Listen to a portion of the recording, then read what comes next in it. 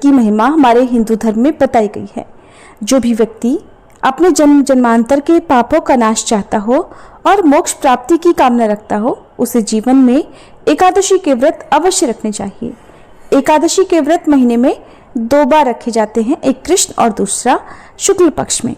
इस बार मई के महीने में ज्येष्ठ मास के कृष्ण पक्ष में आने वाली एकादशी, जिसका नाम अपरा एकादशी है, जिसे अचला एकादशी के नाम से भी जानते हैं, जो कि अपार सुख प्रदान करने वाली है, भक्तों की असीमित कामनाओं को पूर्ण करने वाली है। आज की इस वीडियो में हम चर्चा करेंगे अपरा एकादशी की तिथि और शुभ मुहूर्त के बारे में। एकादशी तिथि प्रारंभ होगी 23 मई शुक्रवार को तड़के 1:13 से, यानी कि देखा जाए तो ये गुरुवार की मध्यरात्रि का समय रहेगा, और एकादशी तिथि समाप्त होगी 23 मई शुक्रवार की रात 10:29 पर। इसलिए इस बार अपरा एकादशी का व्रत केवल 23 मई शुक्रवार को एक ही दिन रखा जाएगा। सभी गृहस्थजन और वैष्णव जन एकमात्र इसी दिन एकादशी का व्रत रहेंगे। दशमी तिथि के नियमों का पालन गुरुवार के दिन किया जाएगा। 23 मई शुक्रवार को ब्रह्म मुहूर्त सुबह 4:10 से 4:58 तक रहेगा। सूर्योदय होगा सुबह 5:46 पर, सूर्यास्त शाम 7 बजे। प्रातःकाल पूजा मुहूर्त सुबह 4:25 से लेकर 5:26 तक रहेगा। शाम की पूजा का मुहूर्त शाम 7:10 से 8:11 तक रहेगा। और इस बार प्रीति योग और आयुष्मान योग का निर्माण भी इस दिन हो रहा है, जिसमें प्रीति योग शाम 6:37 तक रहेगा और बाद में आयुष्मान योग प्रारंभ हो जाएगा। इस दिन अभिजीत मुहूर्त सुबह 11:51 से दोपहर 12:45 तक रहेगा। गोधूली मुहूर्त शाम 7:08 से लेकर 7:29 तक रहेगा। आप गोधूली मुहूर्त में दीपदान कर सकते हैं। इसके अलावा राहु काल सुबह 10:30 से दोपहर 12 बजे तक रहेगा। द्वादशी तिथि 23 मई शुक्रवार की रात 10:30 से शुरू होगी और अगले दिन यानी 24 मई शनिवार को शाम 7:20 पर द्वादशी तिथि समाप्त होगी। इसके बाद से त्रयोदशी तिथि प्रारंभ हो जाएगी और 24 मई शनिवार को ब्रह्म मुहूर्त सुबह 4:10 से 4:57 तक रहेगा। सूर्योदय होगा सुबह 5:46 पर, सूर्यास्त शाम 7:01 पर। प्रातःकाल पूजा मुहूर्त सुबह 4:24 से लेकर 5:26 तक रहेगा।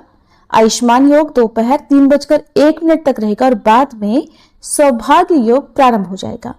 गोधूली मुहूर्त शाम 7:09 से 7:30 बजे तक और राहु काल सुबह 9 बजे से 10:30 बजे तक रहेगा। अपरा एकादशी व्रत खोलने का यानी पारण करने का शुभ मुहूर्त 24 मई दिन शनिवार को सुबह 5:46 से लेकर 8:59 तक रहेगा।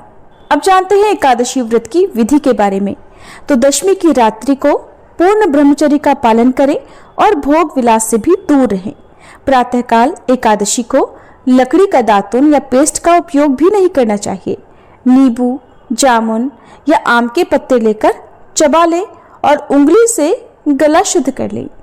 इस दिन वृक्ष से पत्ता तोड़ना भी वर्जित होता है, इसलिए अपने आप गिरे हुए पत्ते का ही आपको सेवन करना है। अगर ऐसा करना संभव ना हो तो पानी से 12 बार कुल्ला कर लें। फिर स्नान आदि कर मंदिर में आप जाकर भगवत गीता का पाठ करें या पुरोहित आदि से श्रवण करें।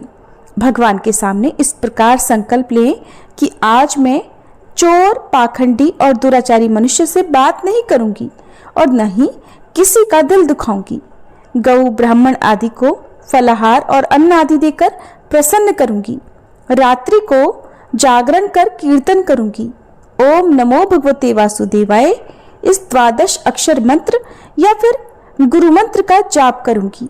राम, कृष्ण, नारायण इत्यादि विष्णु सहस्त्र नाम को कंठ का भूषण बनाऊंगी। ऐसी प्रतिज्ञा करके या इस प्रकार संकल्प लेकर भगवान श्री हरि का स्मरण कर प्रार्थना करें कि हे त्रिलोकपति, हे जगत के पालक, मेरी लाज अब आपके हाथ में है, इसलिए मुझे इस संकल्प को पूरा करने की शक्ति प्रदान करें। मौन, जप, शास्त्र पठन और पाठन, श्रवण, कीर्तन, रात्रि जागरण, एकादशी व्रत में विशेष लाभ पहुंचाते हैं। एकादशी के दिन अशुद्ध द्रव्य से बने पेय पदार्थों का सेवन भी नहीं करना चाहिए, जैसे कोल्ड ड्रिंक्स, एसिड या बाजार के पैकेट वाले जूस आदि का सेवन करने से बचना चाहिए। घर में निकाले गए फलों के जूस या थोड़े से दूध और जल पर रहना विशेष लाभदायी माना जाता है। व्रत के दिन यानी दशमी, एकादशी और द्वादशी, इन 3 दिनों में कांसे के बर्तन, मांस, मदिरा, प्याज, लहसुन, उड़द, मसूर, चने, कोदो, शाक, शहद, तेल या फिर बहुत ज्यादा पानी, इनका सेवन भी करने से बचना चाहिए। व्रत के पहले दिन यानी दशमी को और दूसरे दिन यानी द्वादशी को हविष्यान्न यानी जौ, गेहूं, मूंग, सेंधा नमक, काली मिर्च, शक्कर और गाय के घी आदि का एक बार भोजन करें।